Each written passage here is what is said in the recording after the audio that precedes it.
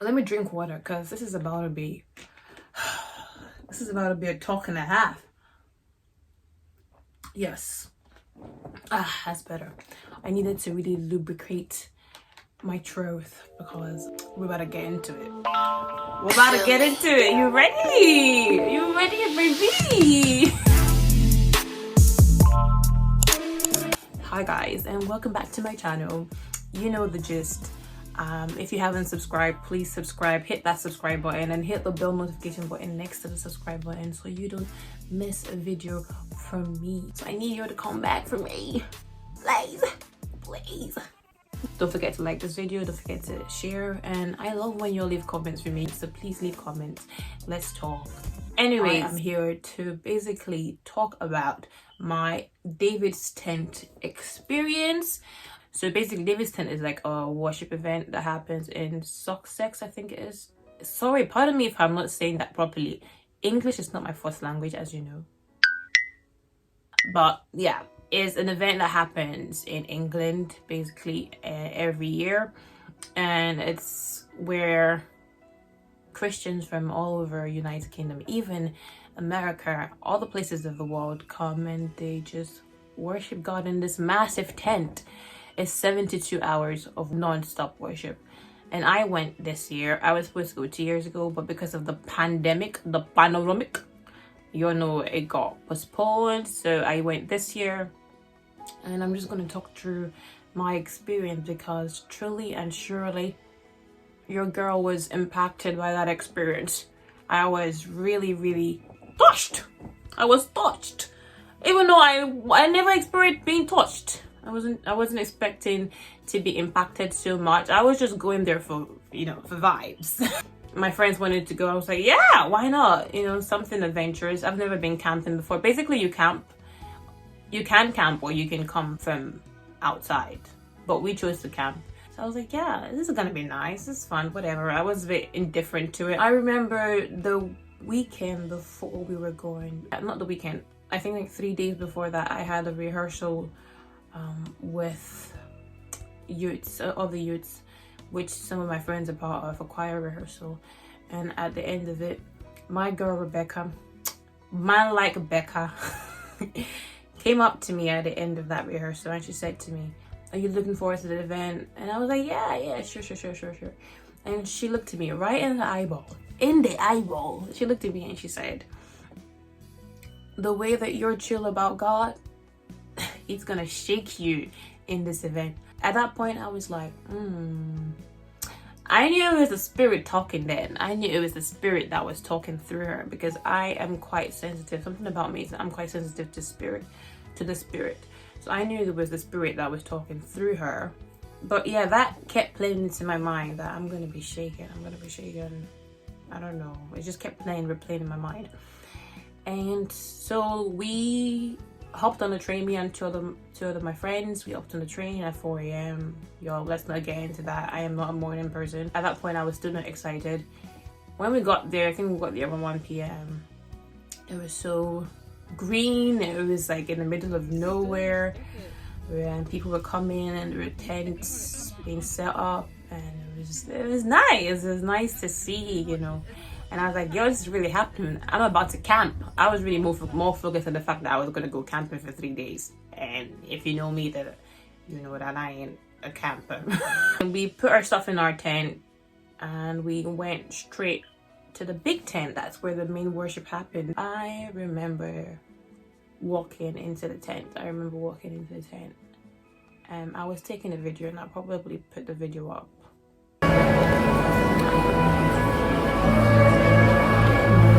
I'm gonna cry. Getting a little bit choked up right now talking about it, but yeah, the emotion that I felt was overwhelming. I instantly felt the Spirit of God in that place. Like, it was just so immense. It was so overwhelming. Like, I just walked in and I felt it. And yeah, so the first day, we were mostly in the big tent and we just worshipped.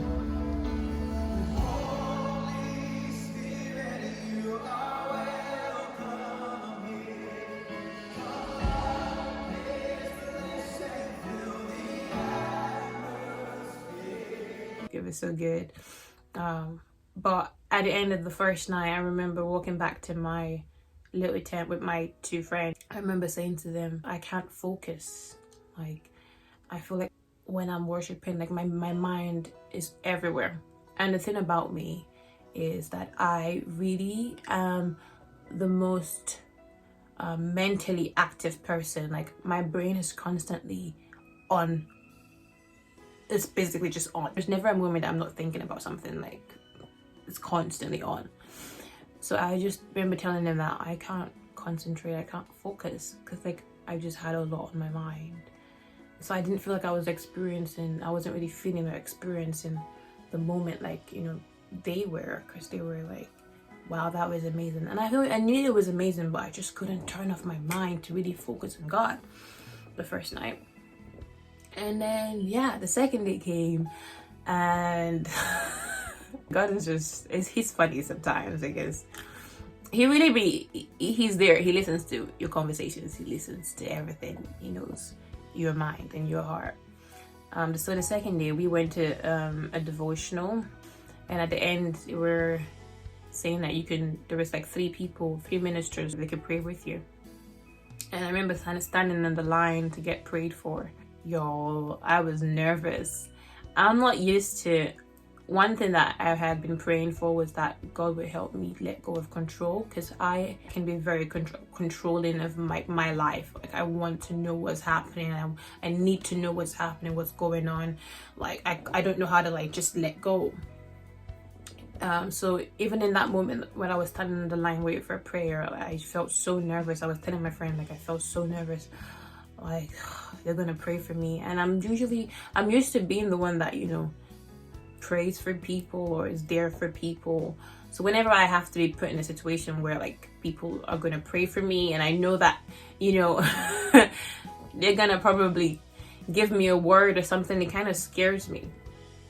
And I remember walking up to this minister, intense eye contact, and he looked at me and he said, "What can I do for you?" And I said, "I don't know, I'm just a bit nervous. I don't know what to say. I think I just need, what I'm really struggling with now is letting go of control and giving God control."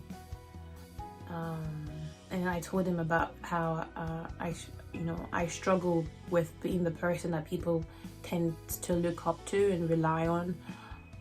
There's so much expectations from me as being a pastor's daughter. There's so much expectation of how I should be, or, you know, spiritually I should be strong and all that. And sometimes I feel like I'm not living up to that. I'm not enough. And he looked at me and he said, "Do you know what was laid on my spirit as you walked up to me?" And I said, "What?" And he said, "God said to me, look, that is my daughter. Can you not see her? Like, that is my daughter." And in that moment, I just felt so loved. I felt so loved. I felt so...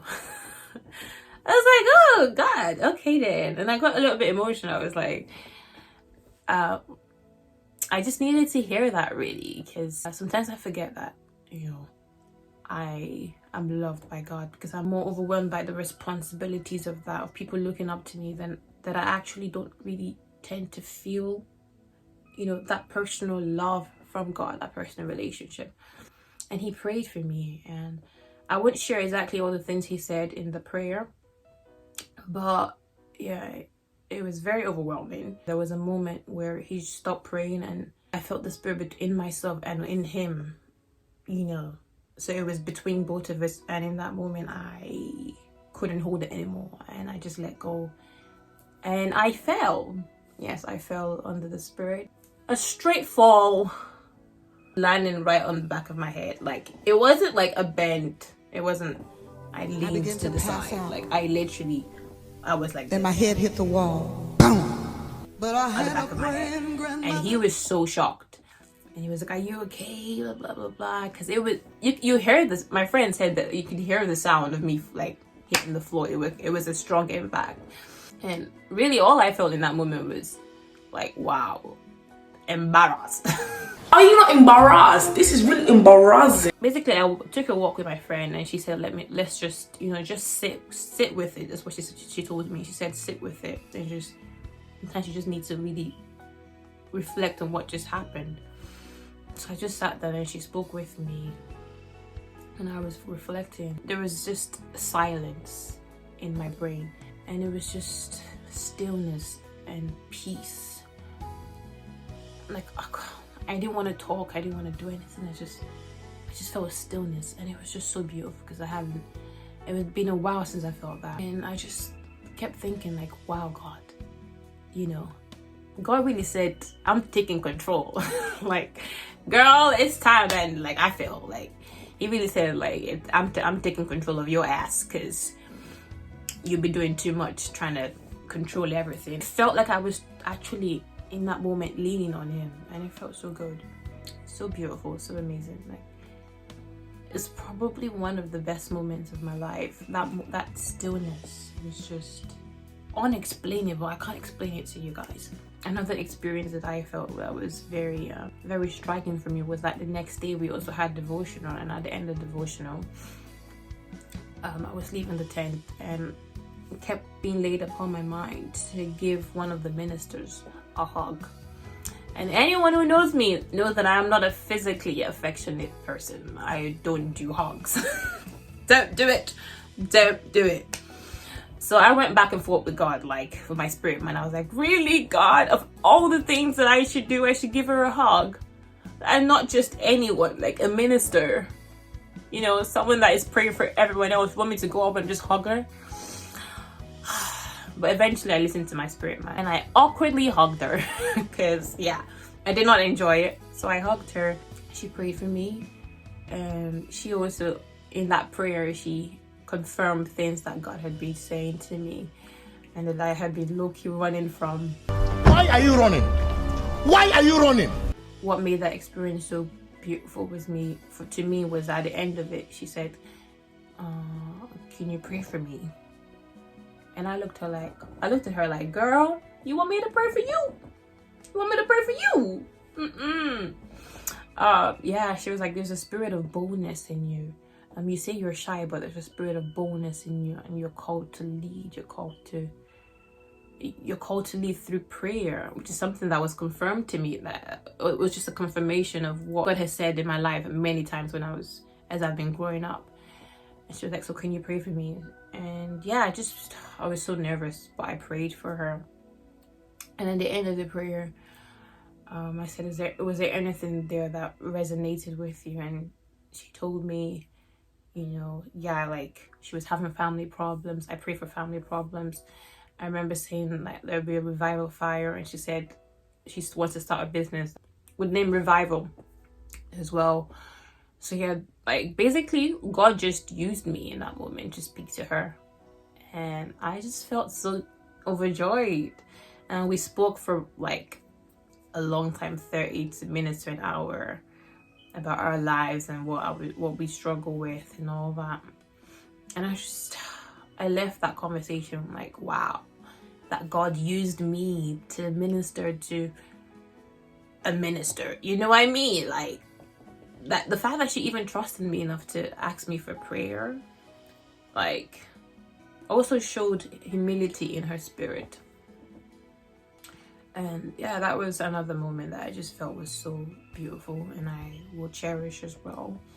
Another moment that stood out to me was during worship in the big tent. I think the third day, there was a point where kids, or teenagers and kids, came up to the stage, and a couple of them prayed, and I just felt so overwhelmed in that moment as well, that wow, God, just shocked that, you know, that there are people that God is raising to be a priest to him, to go out there and share his word and be bold even in a generation where they tell you you're crazy for being a Christian, for believing in something that necessarily you can't see or doesn't exist. That, you know, God can still use people like these kids and these teenagers to, you know, minister his word, and that they felt his love as well as at a young age as that. So yeah, that was a beautiful moment for me as well. And yeah, a final moment that I thought, you know, God really impacted me was they had a prophetic drawing session that was so foreign to me as well. I was like, what is a prophetic drawing? I don't know. Never experienced it before, but I was open to it. And basically, it was just a group of people that would pray with you, and then they would draw whatever they felt. They're artists, and they would draw whatever they felt during that prayer. And this lovely, lovely, lovely girl, this petite, lovely girl, she prayed with me, and then she drew a pie. She drew a pie, and she was like, do you like pies? She's like, this is so weird, but yeah, this is what was laid upon my mind. And do you like pies? And I said, no, not necessarily. I don't really like pies. What the Holy Spirit laid upon her heart while she was praying was, the comfort is coming. The comfort is coming. And then I again was overwhelmed with emotion in that moment, because I knew exactly what it meant. And like, it was interpreted in my spirit, like instantly. Like, the pie represented physical affection. Do you understand? Like, I don't like physical affection, but I remember like a couple of days before that, I was speaking to one of my close friends, and I said to him that, you know, this is something that I want physical affection. I want to feel loved. I don't feel loved, but I don't know how to ask for it, because I'm so used to, you know, withdrawing from physical affection. Have you ever wanted something that you don't know how to give or collect? And that's how I felt. I just needed to feel loved and cherished and cared for and comforted, but I didn't know how to ask that for my family, my friends, or, you know, anyone around me, because I'm not good with physical affection. I don't like physical affection. So the pie represented physical affection, and God said, don't worry, that comfort that you're looking for, it is coming.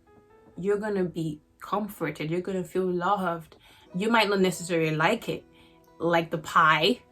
I don't like pies, but you are gonna feel it, and you're gonna feel loved. And yeah, that was another confirmation from God that he really sees what I'm thinking, what I'm feeling. And he loves me so much to speak to me through different means and through different people. But the whole experience, David Kemp, was just amazing. And I think the main thing I took out from it was, God's not done with this generation. God's not done, and he is molding us, breaking us and remolding us, if we'd let him, to be used for his glory. If we let him, you know, religion is being broken, and true Christianity, true love of God is being formed, true fellowship. And that's what I felt. I felt so much love, and I just know that God is gonna move. It's gonna move in this generation. It's gonna move in this land, in this United Kingdom. He's gonna move, and he's raising people like you, like myself. He's raising us up. Like, he's ready to move in this generation. It just needs people. It doesn't really need us, but he wants to use us. And I personally, I am ready. I feel so blessed to have experienced those 3 days, those 4 days. It really has changed me. I just pray that I don't forget that experience, and I don't forget the words that were spoken upon my life. And I don't forget how much love I felt. And I just hope that God uses me, because I am definitely ready at this point. I'm definitely ready. No more running. No more trying to control. I'm ready to release and just let him take control and just use me. I know I'm a bit calm, and maybe you haven't seen this side of me yet, but yeah, that's because I'm really remembering how blessed I was through that experience, and it's just calmed me down. But yeah, don't forget to subscribe, don't forget to like this video and share, and I hope blesses someone out there and you're reminded of God's love and how much he loves you and how much he's ready to use you. Have a lovely day, guys. Bye. God loves you.